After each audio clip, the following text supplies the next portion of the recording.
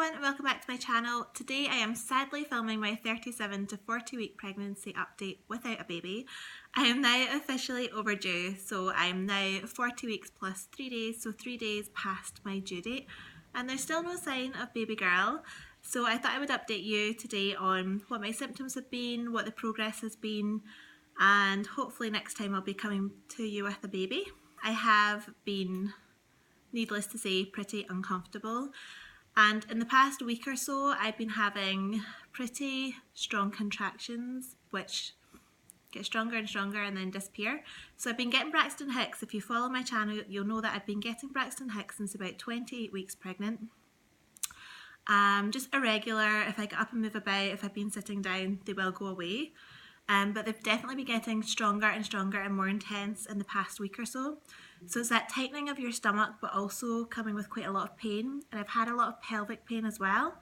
I had another midwife appointment at 40 weeks plus 1, so the day after my due date. And she said that baby's head is almost fully engaged. It's quite normal on second or subsequent pregnancies for the baby's head to not actually fully engage until you're in active labour, apparently. So the baby's head is quite far into my pelvis, so I've been getting a lot of pressure, a lot of pain down there. I can very much feel when the baby moves her head. Although now that her head is down quite low, the midwife said that they won't be able to move as much. But having contractions on a regular basis every single day, usually around lunchtime and then around evening time, sort of maybe like 9 o'clock or something like that, that last for a couple of hours. It's quite frustrating when nothing then comes of it and they just disappear. So we shall see, but no sign of her yet. In terms of getting things moving along, I did ask about a membrane sweep. That did work for me last time around. So I had a sweep at the day after my due date with Elena, with my daughter Elena, because they thought she was going to be a rather large baby. She was 8 pounds 6, so she was a good size for a girl, but nothing to go crazy about. However, they did give me this sweep to try and encourage me into labour a little earlier, which worked. I had her the next day. And so I'm really keen to get another one this time around, but because this baby's just measuring average, they're not in any hurry for me to sort of be hurried along, if you like. They're quite happy for me just to see how I get on. But I did say I'm feeling uncomfortable, you know, contractions every day with nothing happening. It's quite frustrating, it's quite annoying, and I've got a daughter who's patiently waiting for the baby to come along. And so for that reason, they did give in and book me in for a sweep tomorrow, so at 40 plus 4. They said that generally they're, at my hospital anyway, their recommendation is that we don't give a sweep until 40 plus 6, so basically a week or more or less after your due date. I did moan about it a little bit, and they did say that they would bring it forward by a couple of days. So if she doesn't come along by herself today, then I'm hoping that the sweep tomorrow morning at 9 AM will make all the difference. In terms of other things, I've tried them all, basically the spicy foods, you know, the pineapple.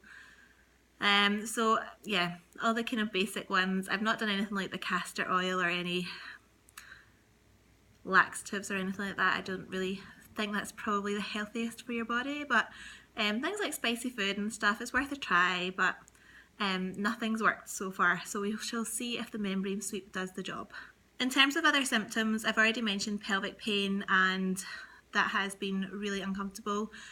The most difficult thing is getting up from sitting down. So if I've been sitting down watching a movie with my daughter, I'm on maternity leave now, and then I go to stand up, it takes me a few steps to kind of get myself together and be able to walk properly. Same goes with getting out of bed at night, and I am peeing all the time, around 4 to 5 times a night now, which is extremely annoying, particularly because it takes me about 5 minutes to get out of bed, to roll over and get out of bed, just because there's so much pressure and so much pain down there. Not to mention the weight on top of my abdomen. The midwife did recommend at my appointment that I get a birthing ball or a gym ball. I do have one from last time around, but who knows where that went to in the move, so I bought another one. So I was doing various exercises on that last night. Exercises that are recommended are sort of just bouncing up and down,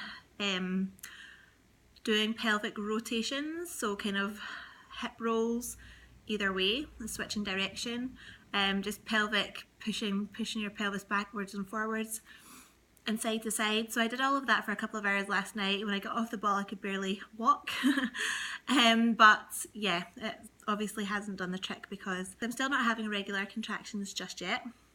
Other things in the past 3 weeks, I've had the weirdest craving for Rice Krispies, and it doesn't need to be Kellogg's Rice Krispies, any brand will do, but the crisp rice type thing with semi-skim milk. And I don't usually drink cow's milk, I usually drink unsweetened almond milk in my tea, in my porridge and so on.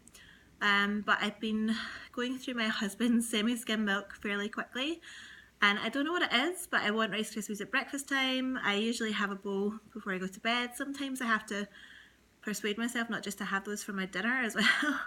I'm not sure what it is about it. I'm assuming it's the carbs and the dairy that maybe I'm needing. But yeah, that's an odd one for me. It's not something that I usually eat on a day-to-day basis, certainly not when I'm not pregnant.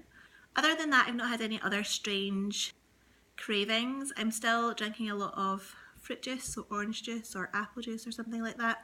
And I'm drinking just a lot of water in general. I'm quite thirsty, which is why I'm probably going to the toilet quite often. I'm also finding that my bump is getting really tight and uncomfortable. I'm getting itchy and I need to put loads of cream on at night.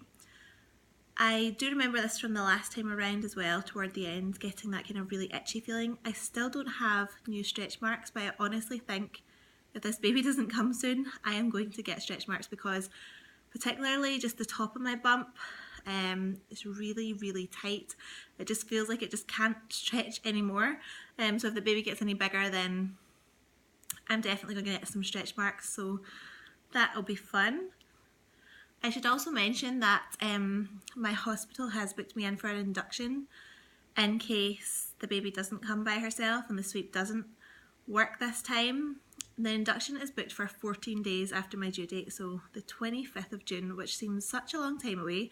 My husband will already have used up almost all of his holiday allowance by then, so that would be really a bit of a shame if the baby didn't come till that late, because certainly he would still have his 1 week paternity leave and a little bit of holiday left. But yeah, it wasn't really the intention of taking all of his holiday after my due date, so we shall see.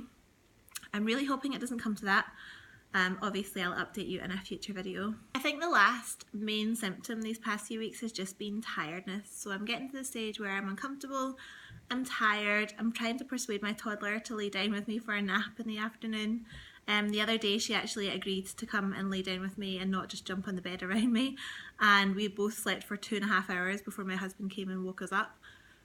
So clearly my body is needing the sleep, it's trying to bank it, because obviously I'm not going to get so much sleep once the baby's born, and I'll also need the energy for labour, so I'm getting as much sleep as I can right now. I have been sleeping fairly well in the night, apart from getting up to the toilet, but in between I think I'm sleeping fairly soundly, so that's obviously a good thing, because I did go through a period of time where I was just really struggling to sleep well. Probably around like the 28 weeks mark. It was just, sleep was just off the cards, but now I'm definitely sleeping sounder, even though I have to get up to the toilet 4 or 5 times a night, and that takes me a little bit of time to get out of bed. But yeah, definitely sleeping better. So that brings us to the end of this video. Next time I'm updating you, I shall hopefully have a baby girl to introduce to you. If you like this video, please don't forget to give it a thumbs up and subscribe, and if you want to meet our baby girl when she arrives, hit that notification button and you'll be notified when I upload that video. If you're currently pregnant and awaiting the birth of your child, then all the very best. Leave me a comment below and let me know how you got on. See you in the next video. Bye!